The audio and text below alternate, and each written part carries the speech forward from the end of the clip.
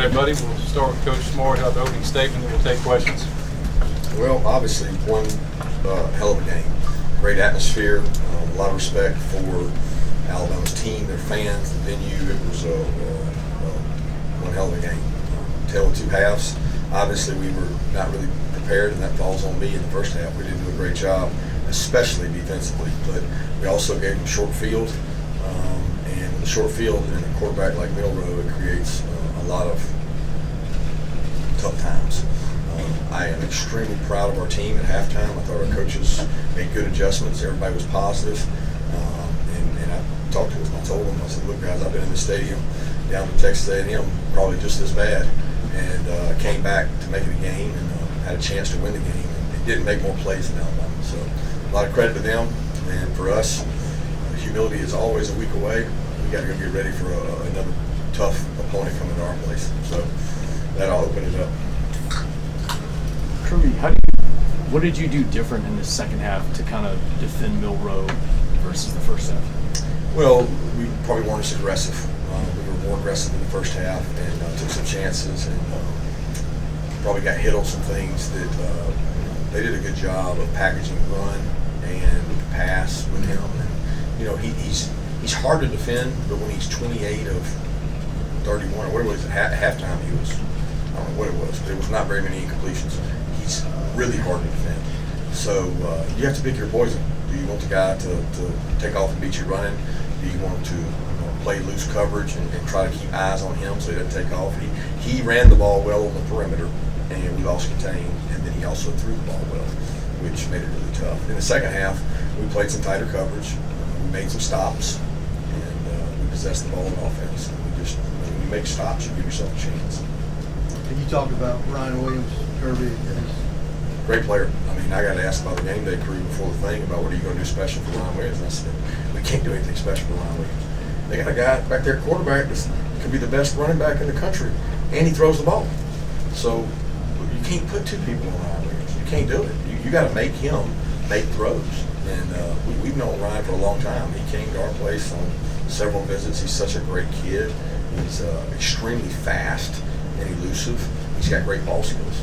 Malachi had really good coverage on him on a double move. He got on top of Malachi. And if I had to do it over again, we would challenge him more and get up on him. We were off a lot. But the play he made was actually in press coverage there late. And, that's okay to get that up. That's hard. But we caught that ball on them. You got to tackle him. You got to get him on the ground, make him snap it again. And we had momentum, make him drive it through. We didn't get him on the ground. And that's the biggest fatal flaw of that play. Kirby, you're known for having unbelievable game plans with 2 weeks to prepare. What did they do to surprise you in that first half? I was surprised. We turned the ball over, I don't know how many times, 2 or 3 in the short field, and they did a really good job in the red area. We were going to make Milroe throw the ball in the red area to beat us. We didn't have to. He ran around us.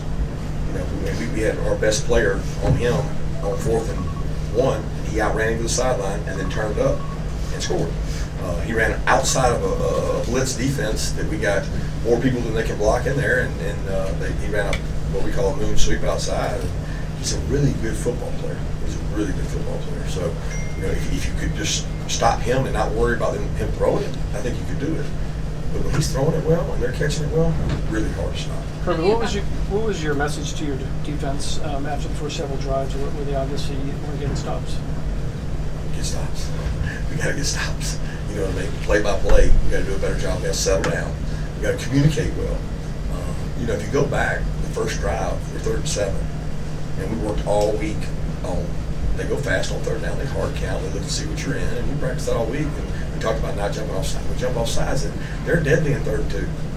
They're hard to stop at 3rd and 2. So we got a 3rd and 7, 3 and out. Going to get the ball. Doesn't happen, and they score, and then they score, and then we turn over and they score. It was tough sledding for sure, and I give them a lot of credit. They did some different things, very similar plays, but they had different looks to it. They did a good job with their backs out of the backfield too.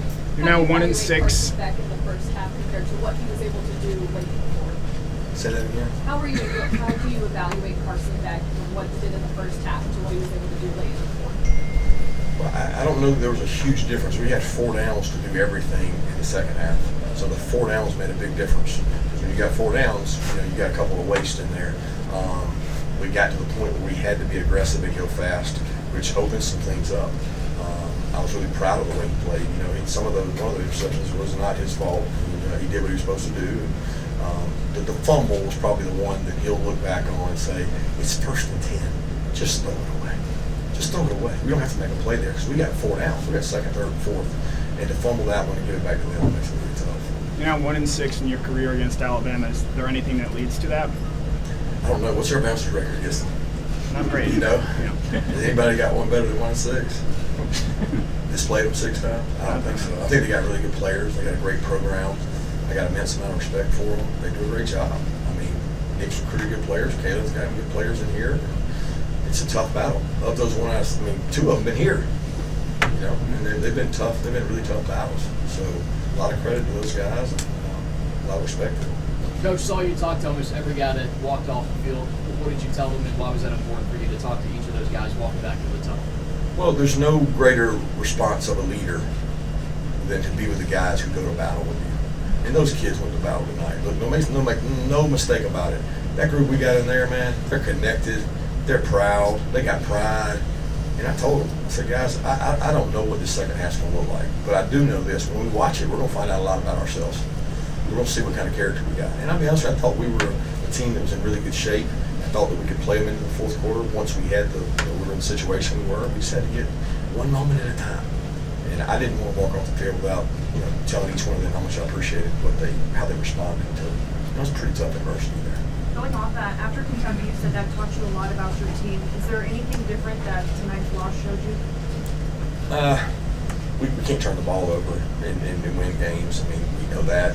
We've been one of the few teams that hasn't done that, but we flirted with it, and we had, several times tonight that we turned it over. And we were more explosive, but so were they. And they're an extremely explosive team. I mean, they're going to be explosive all year because they have explosive playmakers. But I know the team I got in that room. I didn't learn anything tonight that I didn't already know because they're fighters. What did you see on Carson's deep shot to Dillon? The go-ahead Last touchdown.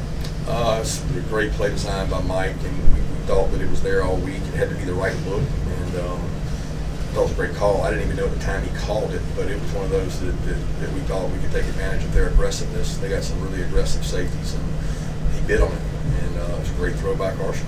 Great play. Any update on Jared Wilson? He came back in, I think. Yeah. Kirby, just offensively, what's kind of led to a little bit of the inefficiencies on 3rd down? Well, tonight it's hard to judge because 3rd down was 2nd down. So I can't, say tonight. I mean, we were behind so early. This was a hard game to evaluate from an offensive standpoint when it's that quick.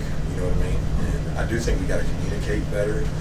We got to execute at a higher level, and that was one of the things we said coming out of Kentucky. But look, it's hard to communicate in that environment. I've been in this league a long time. You go call a play and try to get 11 people on the same page and execute while not being vanilla. It's a challenge, and they make it tough playing on the road, and we got to do a better job of executing at a high clip. I mean, we get a max blitz, we check to a screen. It's a great call. It's a perfect thing to do, and a guy misses it, and he didn't see the signal, and we throw it big. So it's like you can't do those things against good teams and win. Michael makes his return tonight. What did you see in him rehabbing to get back, and just what he was able to do? Just a love for the university. I mean, he had 24, 25 people here tonight. His mom lives right down the road. His mom's right here from Alabama, and it meant a lot to him. And he was pulling guys on the sideline. He didn't have to do what he did to try to get out there and play, and he cares about this team, and he's a warrior. I mean, I love the guy because he's like, Coach, I'm going. And halftime, I'm going. He wants to win. So it's just a great character reference for him. You mentioned the turnovers being uncharacteristic. Is there any reason you can point to for the cause of those? The pressure. I mean, Carson's was just, he didn't protect the ball. He had one hand on the ball. I mean, you can point to anything in turnovers. They had them too. So it's really important that you don't turn the ball over, but we had to take risks too. So every time we had a 4th down, it was a potential turnover. They had a 4th down that we stopped. That was a turnover. So there was a lot of big plays in that game, a lot of big plays to get in. When you go down that early, what did you see from your guys on the sideline, and why were they not able to just go down without themselves? Why were they able to fight back?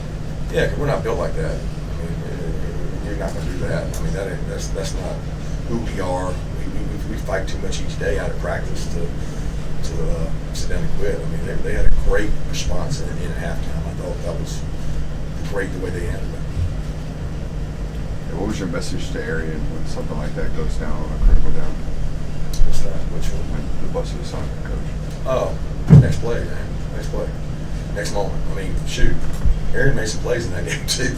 You know what I mean? So it's one of those deals. It's a boxing match, and he didn't let it affect him. He just went and played the next play. That's all you can do is play the next play, man.